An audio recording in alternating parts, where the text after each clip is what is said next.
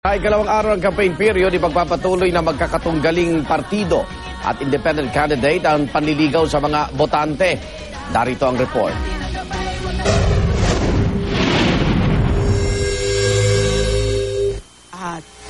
Ngayon, Maagang sisimulan ng United Nationalist Alliance o UNA ang kampanya ngayong araw. Mula Cebu City kahapon, sa Bohol naman manliligaw ng mga botante ang partido. Alas 8 ng umaga ang motorcade na dadaan sa mga bayan ng Tubigon, Calape, Loon, Maribohok, Balilihan at Carmen.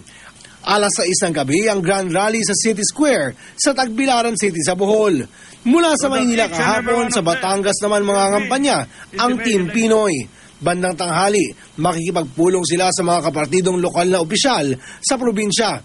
Susundan ito ng campaign rally sa Batangas Provincial Auditorium alas 2 ng hapon. Pagkatapos ito, magmo-motorcade naman sila papuntang Lipa City kung saan isang campaign rally rin ang idaraos.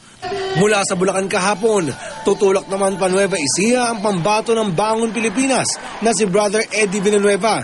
Mula alas 8 ng umaga, magka-courtesy call si Villanueva sa mga lokal na opisyal sa Cabanatuan City. Sa mga bayan ng Talavera, Quezon at Gimba at San Jose City, makikipagpulong din siya sa mga magsasaka.